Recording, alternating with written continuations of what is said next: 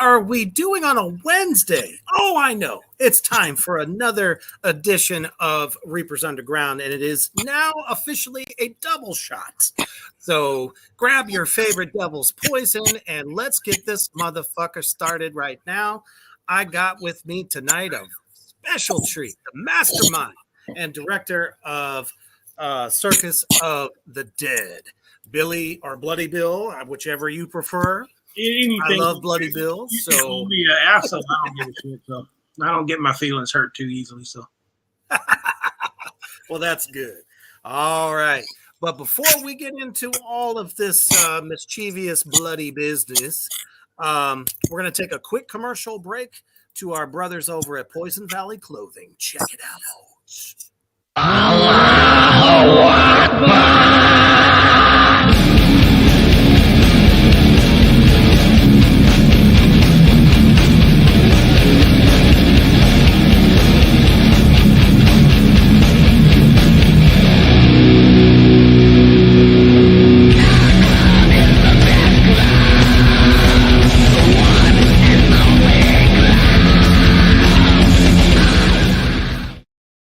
Hell yeah. If you're looking for some custom horror designs, check out all of the new designs that they got going on over at Poison Valley Clothing. It's impressive that, a commercial and stuff, but I figured since I was on, it'd be like Toddy Bowl or Charmin or something. I didn't.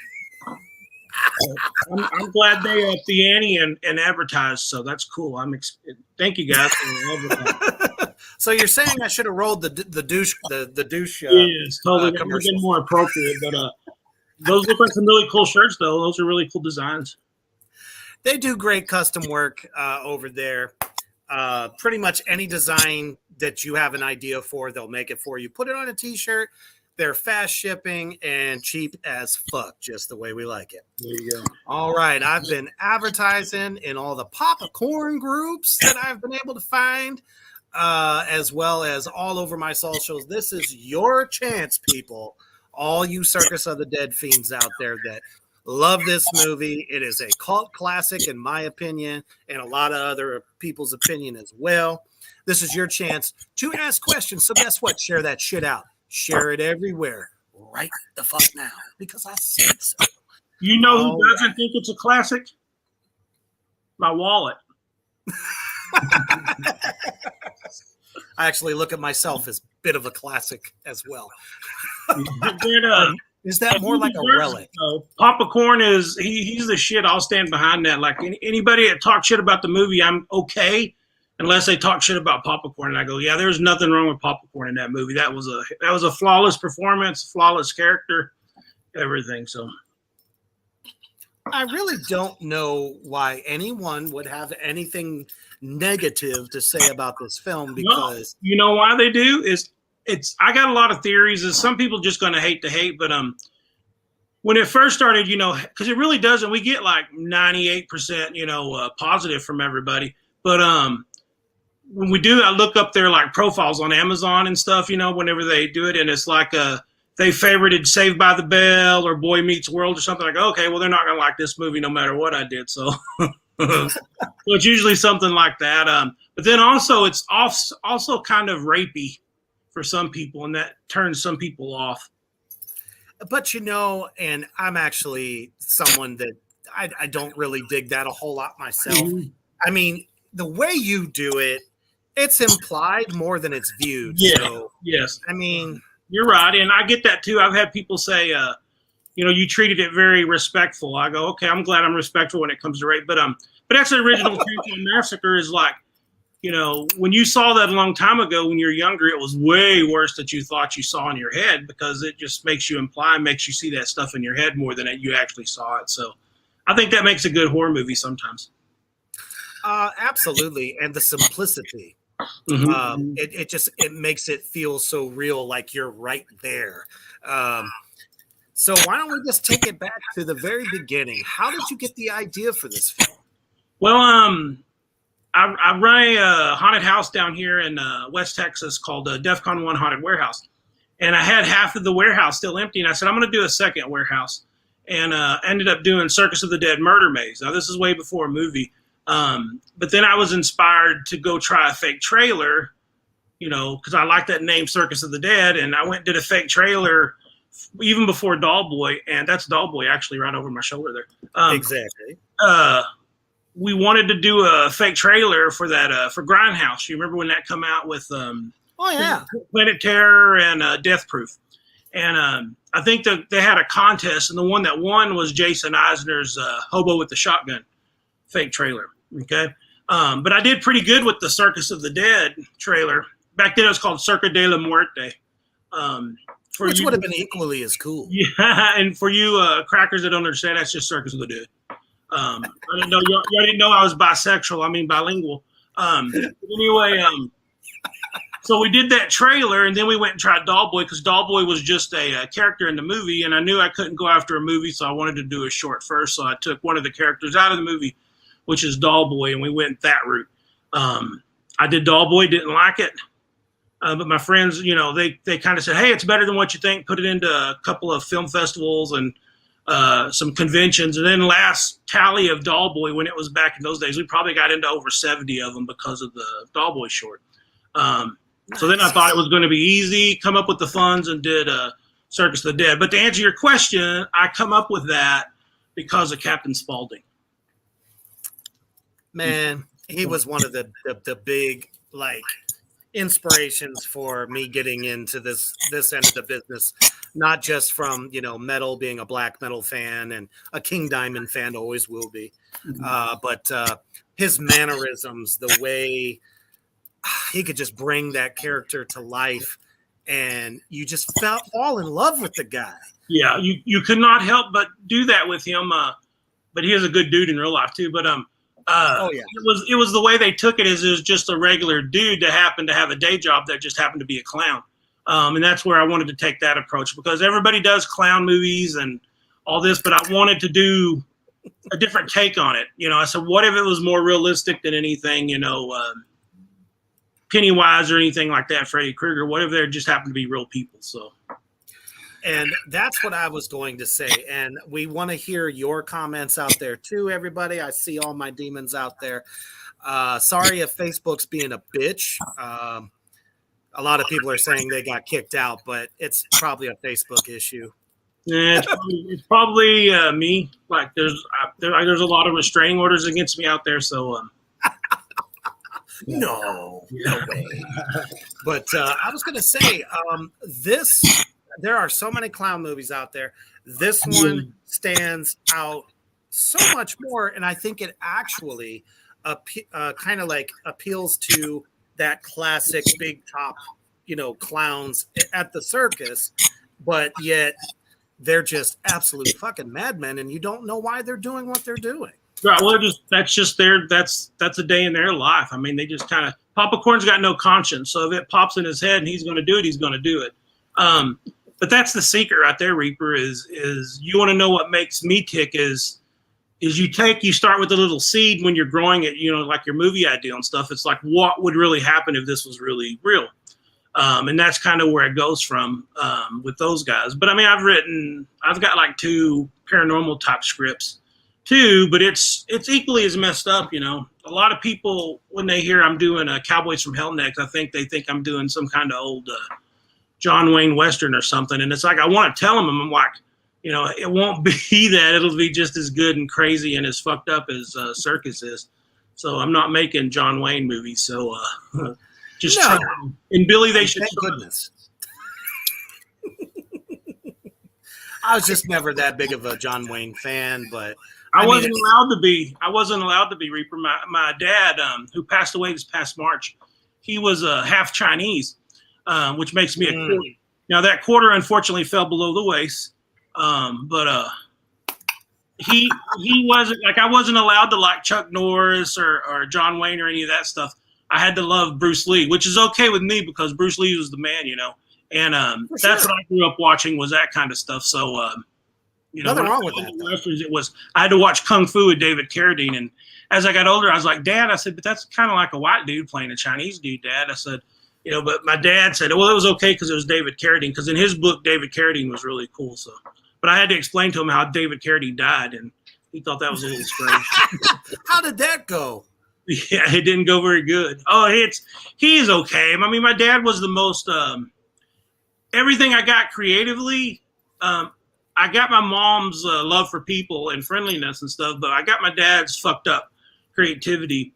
I wish I had these pictures. We're working on trying to get some of his personal things, but I know he worked when I was a kid, like real little, like I'm talking about 8 or 9. He is still living up in Dallas. And at night, he was doing construction during the day, and at night he was a security guard at Baylor. You've heard of Baylor Hospital and stuff. Well, he'd get to carry a gun and all this kind of stuff. But he was in charge of where all the cadavers are and stuff like that. And he snuck me up there one night, and I got to see all those as a kid. But he had put like a cigarette in their mouth and sunglasses on them. Now, there's pictures exist out there. I'd love to find one because they're the most macabre thing I've ever seen. Probably get kicked off of Facebook for this shit or something. But that's some pretty twisted stuff. But I remember it now. They'd cut like the privates out, so I didn't know who were men and who were women, and it just seemed fake to me when I was a kid. But it's like shit I've had nightmares and stuff on. So thanks, Dad. If you're in heaven, so. I mean, when you're a kid, everything just seems surreal.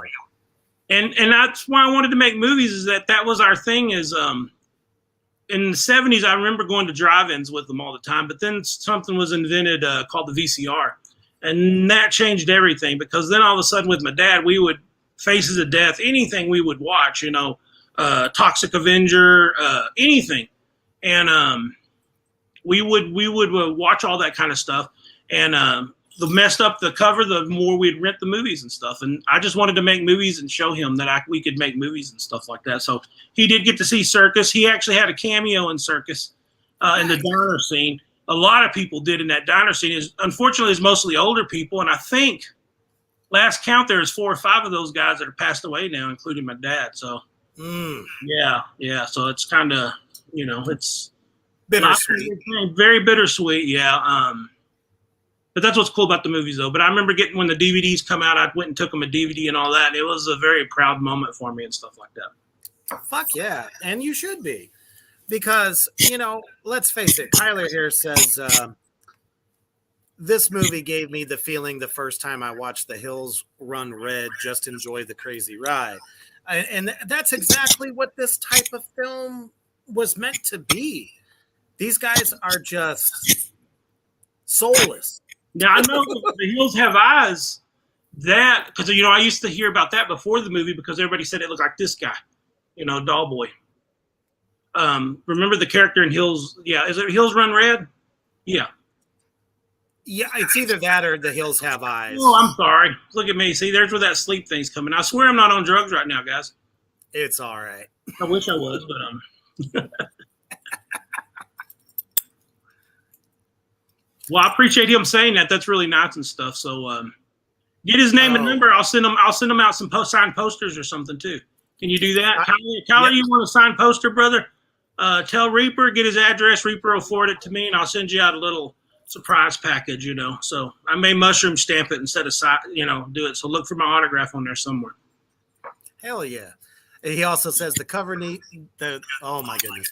The cover needs to give you the feeling of, this is going to be good. And yes. It does just that. I mean, let me get it up there for everybody. I know, everyone should have seen this by now, but just in case you didn't, that's the cover. It's like the band's back in town. Now I'll tell you an interesting story about that cover. Is that was done by Dredd. That cover. Now it was with our original photos and stuff. And I wish I remembered the guy's name. He's actually a director and artist up north somewhere. But they redid the cover, and I love their cover so much. Now I loved all the stuff we did early on and stuff too from my friend John Mata. But that was just kind of brought new life in it. And when you guys put out a movie or something, what happens is like we shot it in 2013. We did a test screening at Texas Frightmare Weekend in spring of 14. And then it took us 17. We went out with the aggregator to put it out on all these platforms. I didn't know about promotion or that I had to put more money. And then the aggregator completely screwed us over and went bankrupt and stole all this money. And then Dredd comes and picks us up in 2020. So it's like technically the movie's only been out a little bit. And unlike Marvel and stuff, whenever you do a movie, an indie movie, and it takes off and grows. You know what I mean? Whereas Marvel starts high and then it starts losing a little bit of their money. But sure there is. But I'm so proud. We're up to like $1.23 in profits, and at this rate, I'm probably going to get a like not a ramen bowl, but like a top ramen bowl. That's awesome. So, as you cultivated this storyline, did you have certain actors in mind while you? Yeah, I did. And what's funny is it all started with I did a simple search on Google, and that's where I stumbled over Bill Oberst Jr. It was like 5 indie or 5 scary horror guys that you should watch out for. And I put him as on the list, and I started watching video clips of him and other of his movies. David Howard Thornton was on that list because at the time, MySpace was still going on.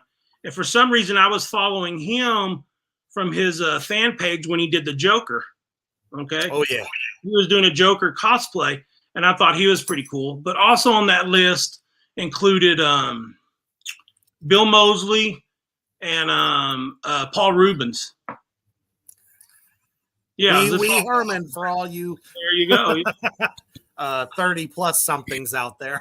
So they were all on it. But once I contacted Bill, I reached out. This is really a good thing too. Is like some of you new filmmakers out there. Is I just cold reached out to him on Facebook Messenger, and then he, I guess, had my number with it and see if he'd be interested. And he called, and I sent him the script, and he called like 2 hours later and said he loved the character and all. And it kind of just started from there. And then we started talking to his manager, and we made it work. So boy, did we make it work. But the only thing I can say about Bill Oberst Jr. is, I mean, as deadly and badass as he is as an actor, in real life, he's like the sweetest, most humblest person you'll ever meet in your entire life.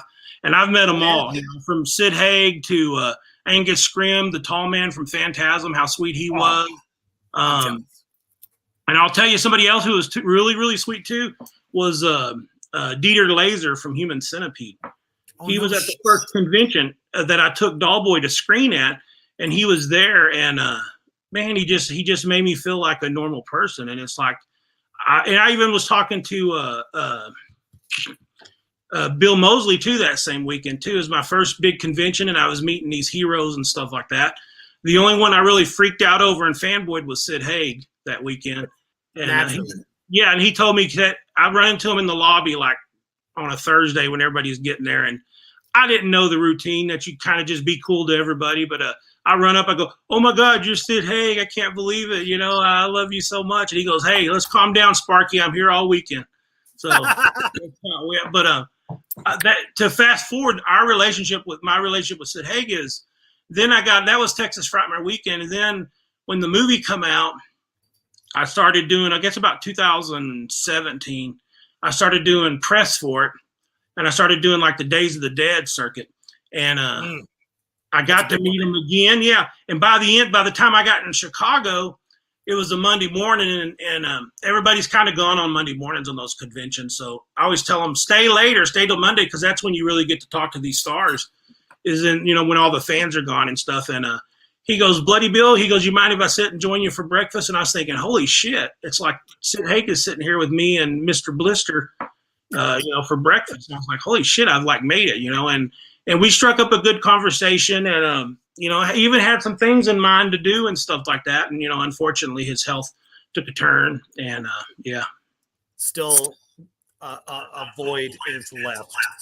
Very much in his absence. Sweet dude.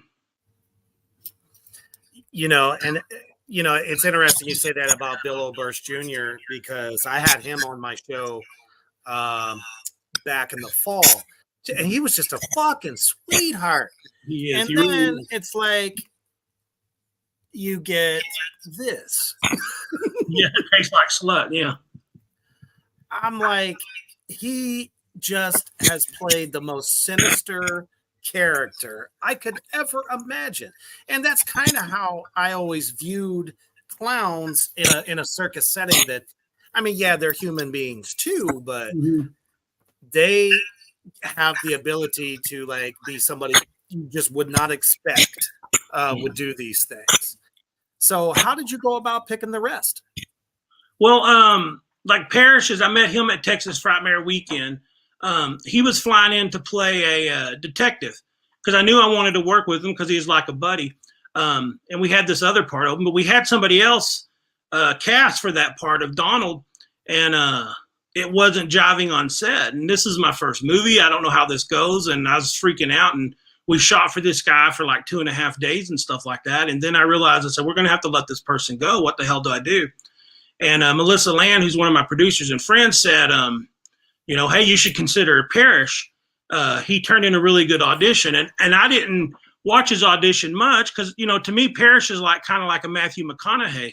But I should have gave him more credit because he was so good with his dramatic stuff and his crying and stuff like that. And that's what sold it on that. So I call him after firing this one actor and say, hey, instead of coming down here for 2 days, can you come down here for a month and finish this movie as this character? And he goes, well, how long do I got prepared? And I go, well, how long is your flight?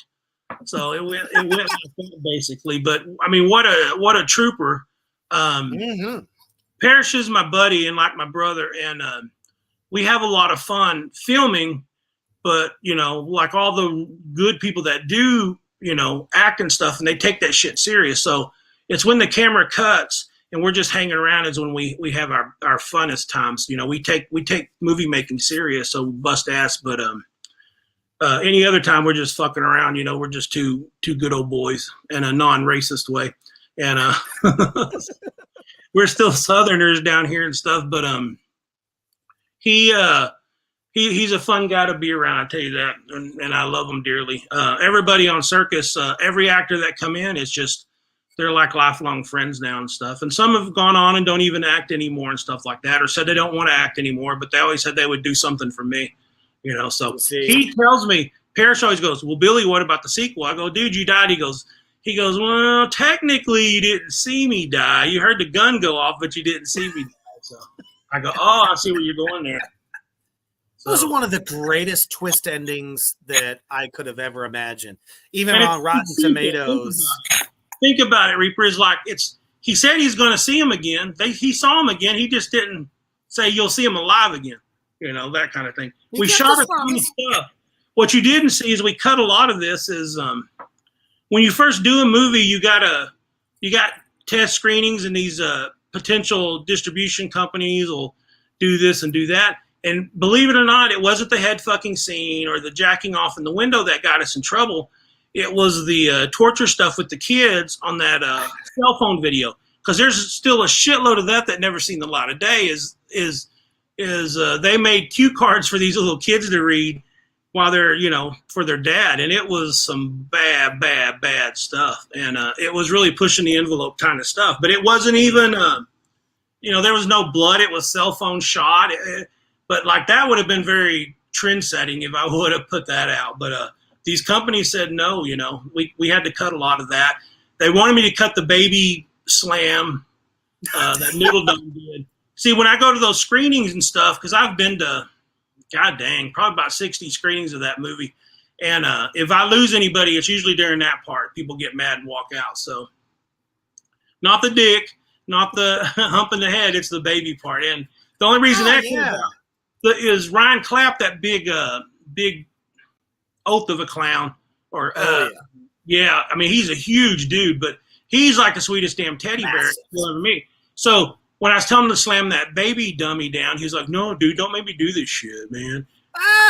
Then once he said that, I said, "Okay, we're gonna come up with everything we can do." And there's outtakes where Papa Corn comes up to the baby while Mr. Blister's holding it, or when Ryan's holding it, Noodle Dome, and he says, "It's not in the cards, kid," and he holds up a Loteria card. Mr. Blister walks up and sticks a lit cigarette in his mouth. The little Jumbo, the little dwarf clown, comes up and has a coat hanger, and he starts beating the baby with the coat. There's all these weird untakes, but we only did that to make Ryan uncomfortable at that point. So. Because he's such a sweet guy. Yeah, he is a really, really sweet guy. And he's always afraid, too, that his wife would see it and stuff like that, and he would be, because he's a very religious dude. And like I said, he's just got a heart of gold, and he doesn't want to hurt anybody. But in the movie, I made him, be the enforcer or the muscle in the movie. So part 2 is really good. He's got a battle suit that may be or may not be Billy Bob Bear from Showbiz, and that's all I'll say about that. Ooh. So you heard it right here, my demons out there in Black Flame Land. Because everybody's a sequel thing. Is the more fans go, they got to have more and more and more and more. And I shot that scene and put it after credits because a lot of people when they watch Circus of the Dead don't know, but it's got a lot of Easter egg stuff at the end of it and even during it too, because I'm all about detail. Like the beer store, all the signage and stuff is homages to things in my life and stuff like that too.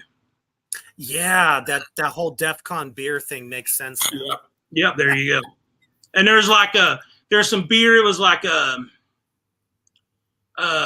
purple haze, a hazy purple, for Hendrix, and then there's like House Red, which is like Red House. Then there was like Winfield, something J. Winfield, Bad Mother beer. That's like for Jules Winfield from Pulp Fiction. And then there's Vega Amsterdam Light, Pulp Fiction. There's a lot of weird stuff on that, and I always pull that thing with because I love Tarantino and he does the Big Apple or the Red Apple cigarettes. I had Pedro Azul, which is a Blue Dog. There's that bilingual thing again. But so I always have these Pedro Azul cigarettes. And at the premiere at Texas Frightmare, we're giving out candy cigarettes, Pedro Azul candy cigarettes. Nice. Everybody, yeah. That and Viewmasters. If you got a Circus of the Dead Viewmaster, those are very rare. Oh, man. I might have to see if I can get my hands on one of those. There are people overcharging them if you do find one. I tell you that. I totally believe that. Although we have here in our home, we have a signed copy from you and awesome Bill DVD that was nicely firmly planted on one of our shelves. But that just goes to show you, though, I never understand these FCC motherfuckers, man. It's like, he can fuck the hell out of a skull, but if it's got kids, that's just too much. Because it's what's bullshit about it is it's whoever happens to be watching it's personal taste. That's where the thing is. Yeah. Like a Serbian film gets a lot of shit, but it's like, it's like, well, okay, well, it's not my thing, but it's a movie. It's okay. You have the choice to watch or not to watch. I don't think it should be, erased from memory or history. It's like all that stuff should be out there. It's art. If you don't dig it, then you don't dig it. It's not real. You're not really killing somebody or hurting somebody. It shouldn't be that big a deal. I mean, wasn't that how Pulp Fiction was? It was shocking. It was very over the top. It's shit you never saw before, but it was kind of done in a very comedic way. Very much. And I think Circus has got a lot of that too. Oh, man, when he slammed the baby, I'm sorry. I love children. I always have. Yeah. But, man, when he slammed the baby, I laughed my fucking ass off. Yeah. Yeah. You need to see people get up and walk out and say, okay, this is enough. So, but when they walk out of those screenings is when it's good. And I was telling somebody the other day about those screenings is like the things they laugh about in Chicago screenings is different than what they laugh about in LA screenings, which is different than what it laughs in Texas screenings. So it's like really weird. It's like the times and places that where people laugh or don't laugh. It's so funny. So, and sometimes it's just the vibe of the room. If the air conditioner's not working good and people are cranky, it doesn't get as good as results and stuff. So, I don't know. I definitely think that's true, though. I think some states or cities that see this kind of stuff, it's like some are definitely more into dark humor and don't mind it. And then there's those that are just like, that's too much. But man, I could think of a million different. I Spit on Your Grave from 1980 something. Even some of the, early Friday the 13th stuff. Shit. The first Texas Chainsaw. How about the second Texas Chainsaw with Bill Moseley? It's like you're telling me that you were okay with that. But, once you throw some realism in there, suddenly it's a whole new ball game. Get the fuck out of here. Yeah, and it shouldn't be. It's art, and let people do what they do. Just don't watch it if you don't like it, Absolutely. Well, where we get a lot of it. Oh, hey, JD. Same thing, JD. I love this movie. I just looked up and realized I had a signed cover copy. That's because I'm a whore and a prostitute, and I'll sign anything. That's what I was going to tell you is to get Bill's autograph is one thing, but to get mine's pretty damn easy. If you just hang out at any Texas truck stop at the Glory Hole, you'll probably get my autograph.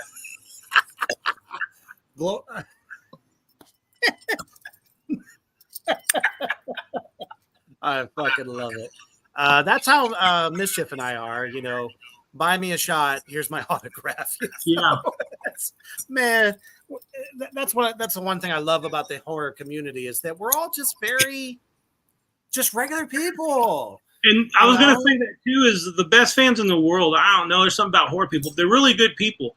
Other than having weird sexual fetishes, we're all really good people, so in this business. So. Oh, I totally believe that. Good to charity, good to people. And it's you see it when you do these horror conventions. I've done so many horror conventions and met so many people that become like family members and stuff to me. Just through conventions because they're horror fans and I fanboy out and we talk about movies that I loved as a kid with them and stuff. So it's just like they're like long lost cousins in a way, Oh yeah, absolutely. And I don't think that's really any different than being in bands. Like I said, we've both been in metal for a long time, and what happens in bands though is like that. My stepkid's starting that stuff now, and he goes, "Man, I sure love this kid." They met for the first time last night and got to jam together. And he goes, "They went out to a metal show tonight. The other kid's dad took them to a metal show." I use that opportunity to sleep, by the way. But anyway, I was telling him, I go, "No, he's going to be your best friend. He's going to be your brother, and you're going to love him, and then you're going to hate him, and then you're going to love him, and then you're going to hate him because every band, no matter what, you will fight with somebody at one point or another." Oh, sure, absolutely, and I feel that is somewhat kind of translates when you're on the set of a film. Yeah. I run a tight ship. I'm more of the abusive. That's what I was telling Bill right there. Is no, you direct. We talked about that, but he just I was just showing him on that one precisely. I said you're looking so good on this camera. I said give it a pause after you deliver that line, and then get mad and yank her out of that thing. So and it's just like that. The shh, silence is golden thing. It's something, boy. When you get on there, you feel these pauses and stuff. I feel like a director / editor should be like a conductor, for a symphony. And you're taking these people on a mental roller coaster, and a visual roller coaster and stuff, and you need them to do certain things. That's why I put the credits at the front. Is I wanted to show a good little scene, make you think about the John Wayne Gacy quote, go to credits, let you adjust in your seat, said, okay, that's good lighting, that's good this, that's good that. What do we have here? Let's see what's going on is what I try to do. And there's a lot of bumps in circuits, and I hope to fix that in the next one in Cowboys from Hell. But that's what I try to do is take you on a ride and control your feelings and what you want to do. That's what a good horror movie is supposed to be. It's supposed to suck you into this world. Yes. But going in cold and being the first one, because I tell you what, go out there, you'll count, I don't know, what do you think, 99 shitty horror movies to one decent one? It's pretty tough. Absolutely. Yeah. Out at Frightmare I run this thing called a fake horror trailer showcase. And a lot of they're up to making features now. Some of these people, I call them kids, but they're not kids because I make them come to this class at Frightmare, and then I said I challenge them all for the next years to do a fake trailer, and that feeling they get and stuff like that. It's the thing I'm most proud of, is helping other people, you know, find their film dreams and stuff like that. And hopefully I can influence them a little bit to make them do really good and be like I am. I don't want to be miserable like me, in the sense of, because I hate everything I do. And I think I could do better, but I don't want them just to say everything I do is great either, kind of thing. So I want, you know, I want them to take their shit more serious and focus that camera and use good audio and good colors and good acting and all this kind of stuff. I want more good stuff out there, you know, as opposed to just, oh, I did it, you know, or daddy said I'm a good kisser kind of thing. It's like, you know, I'm honest with them. If it's not super great, you know, I'll say, this is what I think could have been better, and I'd like to see this way or something. But I'm so proud of that fake horror trailer stuff. I think everybody should start off doing a fake horror trailer if you've never done anything, because you'll find out how good your acting is, your shooting is, and all this kind of stuff. And it kind of tells you what you're weak at and what you need help with. You know, if you need a better shooter or a better audio person or whatever, or better equipment, it kind of tells you where you're at. Shoot, that's no different than an album. Like, everybody's made that one album that we're just like, that was just complete shit. But you get better from that. Right. And, you know, a lot of people don't realize that when it comes to film, the best way to just get into it is to jump fucking head first and give it a shot. Because I tell you what, there's somebody out there that could use your help. And if you want to act, go volunteer on set. If you want to volunteer on set and they say, hey, can we use you in this scene? Then let them use it. It's just, there's a lot of opportunities, because on indie film, we all wear a lot of different hats. Yes. I was snaking a toilet one day after somebody dropped a big log in there. It's probably Noodle Dome, Ryan. But somebody goes, why are you doing that, Billy? Call a plumber. Spicy food. Yeah, call a Roto-Rooter. And I was thinking, I'd rather use that $500 or $600 on some effect or something. You know what I mean? I didn't want to spend it on the big turd, so I did it myself. So you got to do everything on an indie movie. So, but it couldn't have happened without the handful of people we had and stuff. There were so many people that this dream of mine, and I wouldn't be where I'm at today if it wasn't for them. So we'll see when we do Cowboys how many come back to work with me. But I'm sure we'll lose some and bring in some new people and see where it happens. There'll be a return to some actors, and then there'll be some new actors, and so hopefully that'll be next. Shit, I'd jump on your set any day. I'd do it for free. Shit. It's you say that though, but I'm not pleasant to be around sometimes. No, I'm just kidding. We have a good time. I try to, like, even Bill, he gets into character and starts focusing, and I try to get him to laugh or to crack up. I remember we had Parrish play Donald. He was, when that was that scene where Papa Corn was yelling at him in there, telling him about his kids, and he was handcuffed to the thing, and he said he didn't want us to let him go, that he wanted just to hold up. That's exactly it. He wanted us just to hold up his drink. The thing with Parrish is the dude loves Coca-Cola. I mean, like, loves Coca-Cola. No, I mean, like, loves Coca-Cola. And I go, it's like the big gulp cup. Me too. But he had his own. He, like, carried a jug. A jug. So he said, just hold this up here and let me get a drink. So somebody did that. He goes, just leave me here because I want to stay in character with my tears and everything.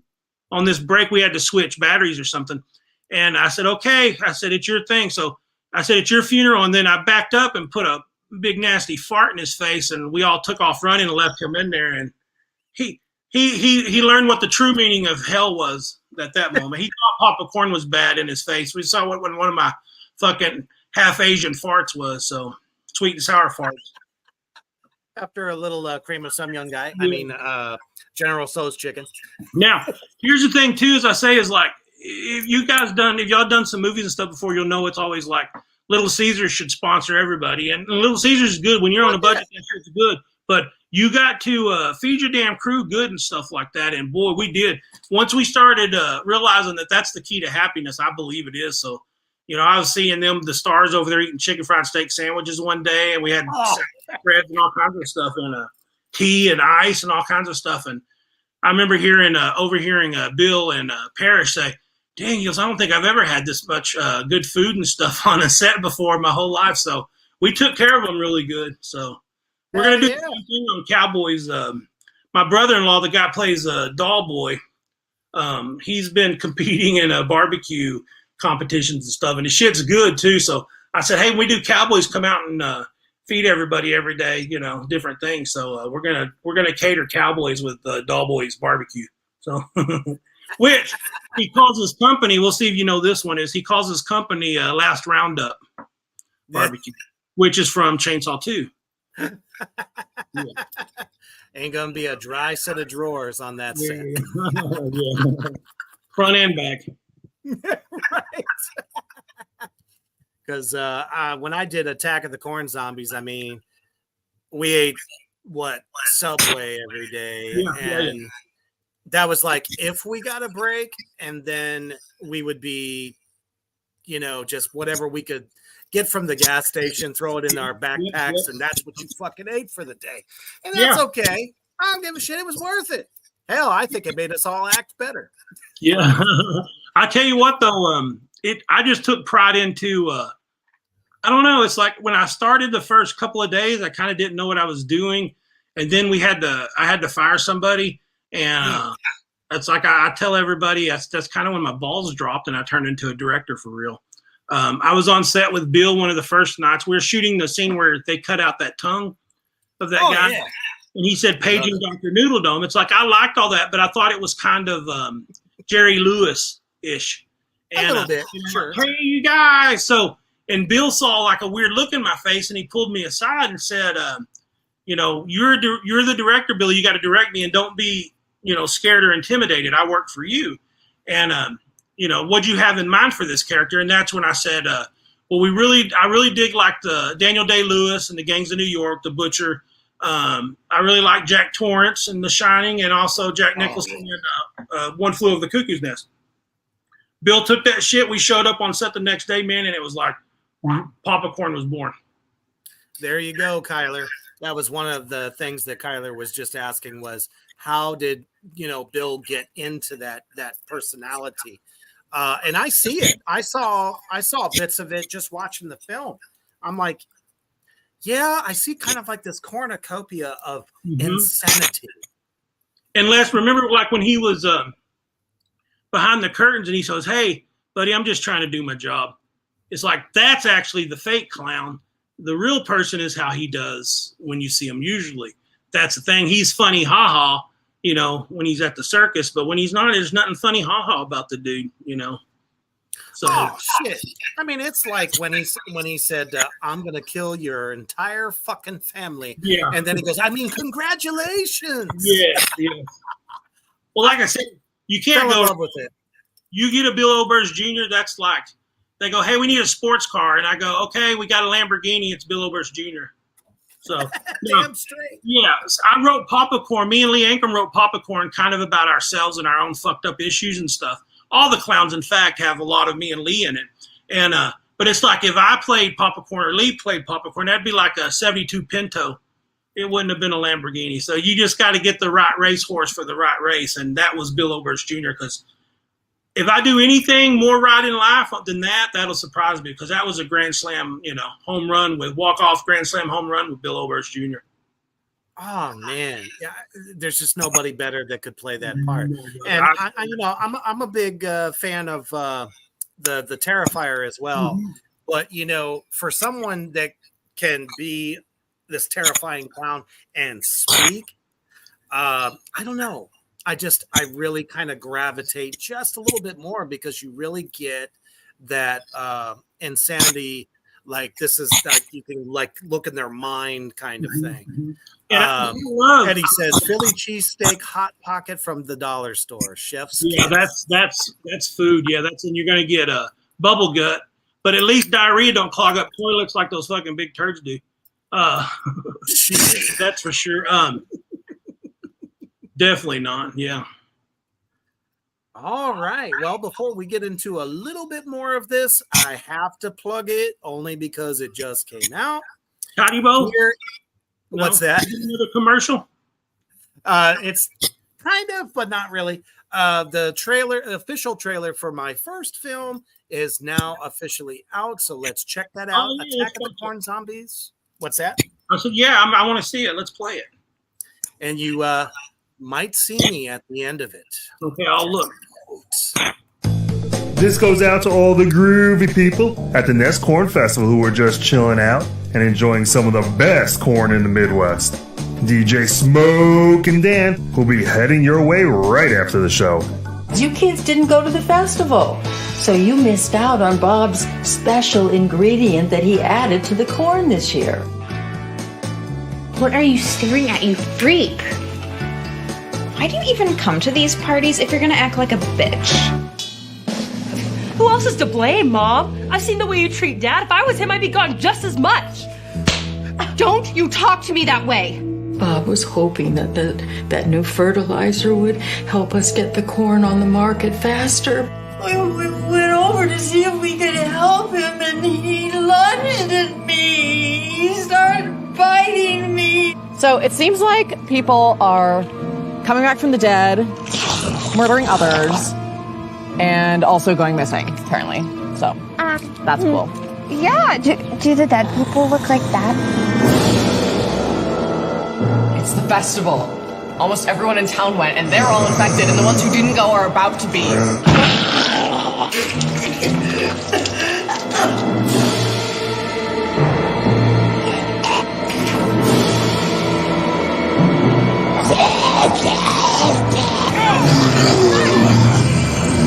You almost got us killed back there!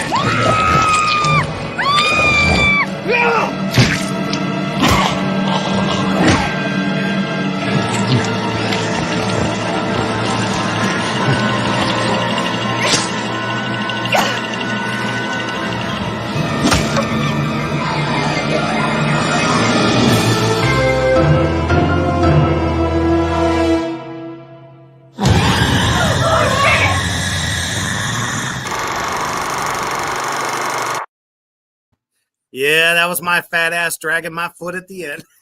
That's very grindhousey. That's a lot like those trailers we do. There's been some.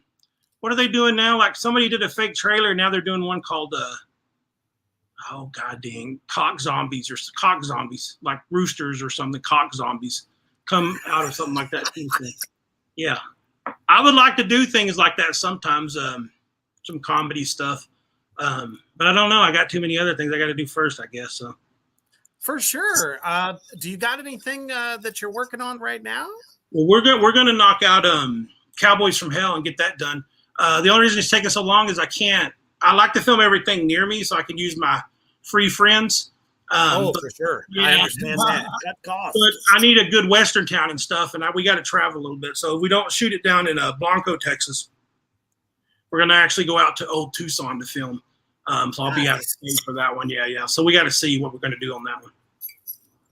That's why it's hard to make that one happen. But I want to do that and dedicate it to my dad. The story's kind of like, has a lot to do with me growing up and stuff like that. So, and the main character's name is Bloody Bill, ironically.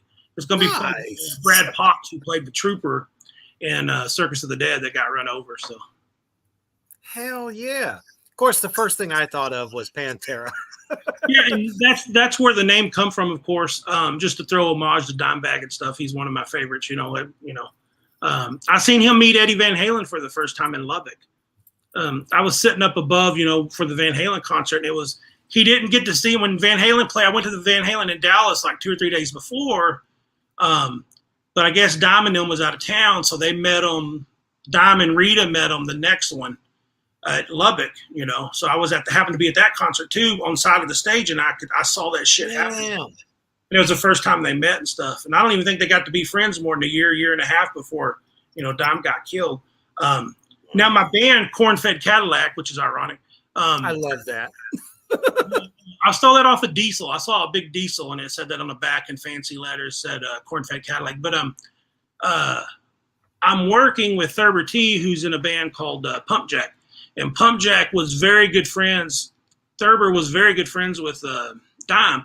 And in fact, they started a band when Dime left Pantera called Gasoline.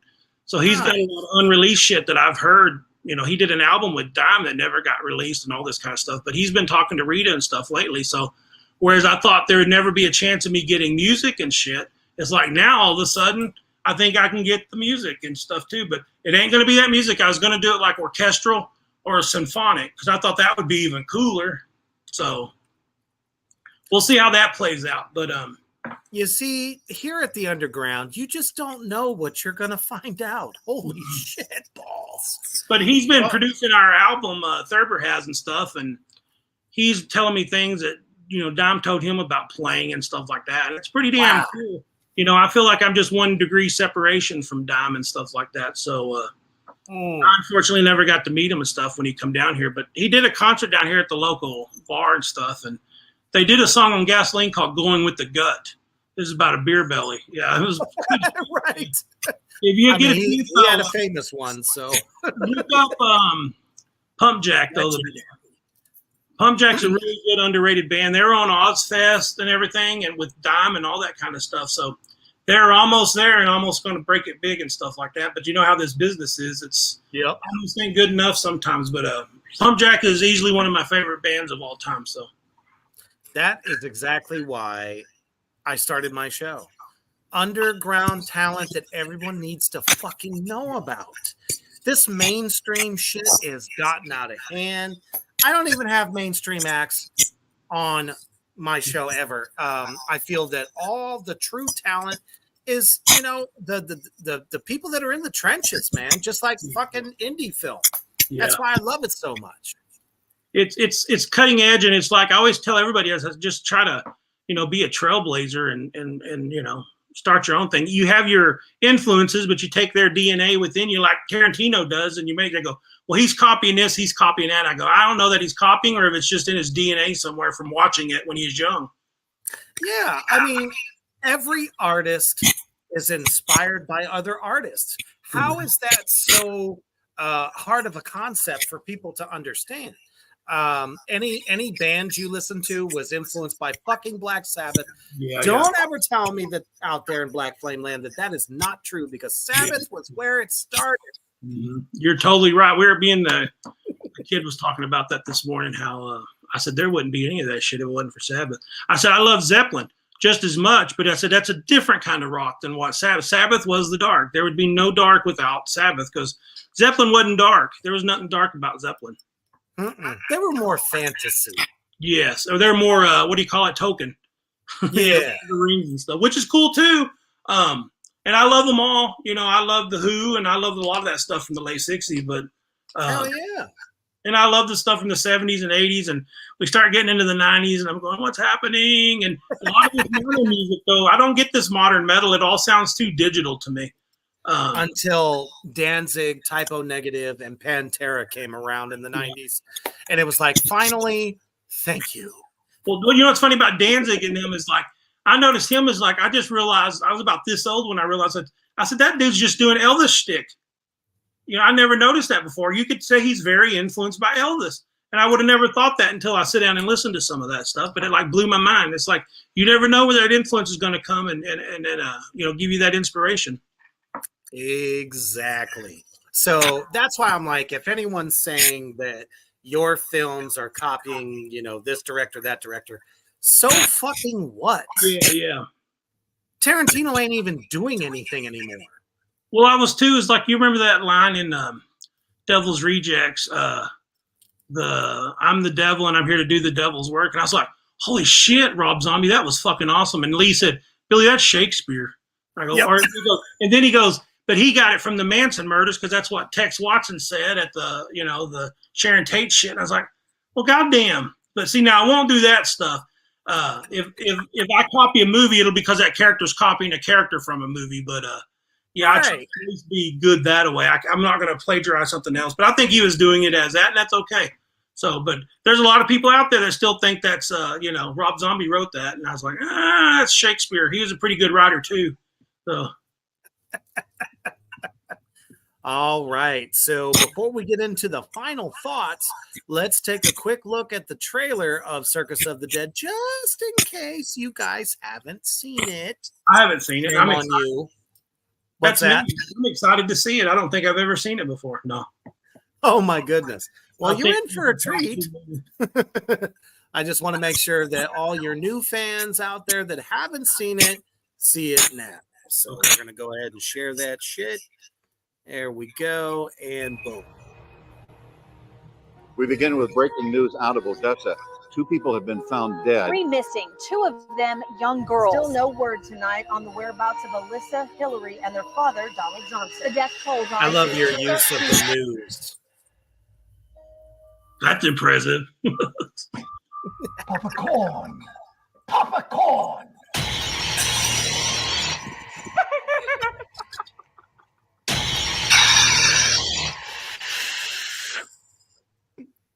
Silence is golden.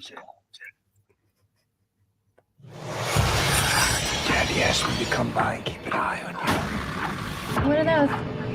Tarot cards or something? No. You'll figure it out soon enough. From the first center's earth, we all deserve to die. We're here by accident. I've got a big surprise for you.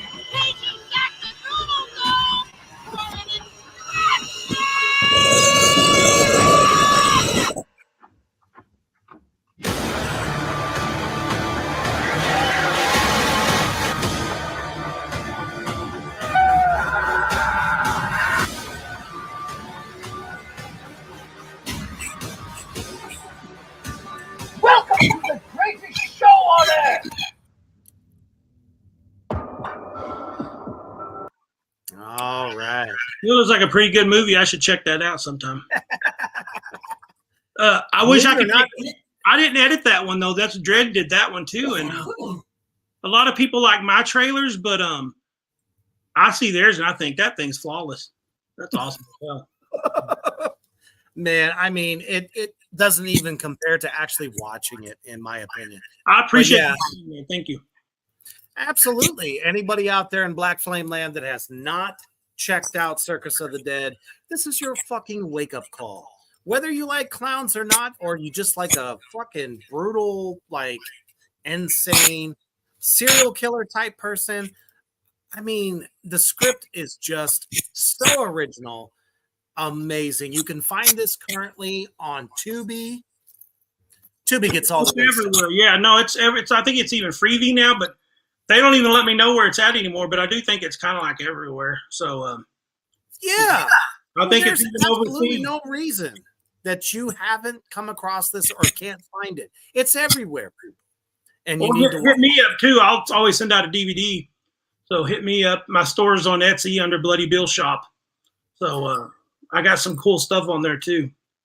Oh man, humble as fuck. Let's cut that out. So with all the fans that have obviously showed up tonight, what is there like been two? My mom and Phil. And all the new fans you've made tonight, what would you like to leave them with? What message do you have for the demons? Well, the making Circus of the Dead was a dream come true for me as being a lifelong horror fan. So if you got dreams, no matter what it is, if it's, music, movies, whatever, making crystal meth, just get out there and do it and quit making excuses. I mean, it doesn't get more plain than that. That is definitely something that you guys have probably noticed on the show. Every show I do, everyone says the same thing. Follow your dreams. Just because somebody tells you, why the hell do you want to do that? If it's your passion, fucking just get in there and do it. There's no wrong way. There's no right way. Thank you so much for joining me tonight in the underground. Thank you. Absolutely. There he is. He would say thank you if he talked, but he doesn't talk. So. And thank you to everyone that showed up in the comment section. That shit was fucking hilarious left and right. And showing your love for everything that Bloody Bill does. And we can't wait to see what's coming soon. Reaper, make sure you get their those 3 people that were brave enough to comment, get their address and send it to me, and I'm going to send them some posters, okay? That's badass, man. And I would love one as well. Okay, I'll do that. Could you include your address too, and I'll make that happen. Oh, man. Appreciate you so much, brother. Definitely hang around afterwards, but thank you all out there for supporting what Bloody Bill does and supporting the underground, because if there wasn't you, why the fuck else would I look like a painted up dead whore? Man, as you're laying it down and you have visions of Papa Corn licking you on the side of the face, always stay heavy.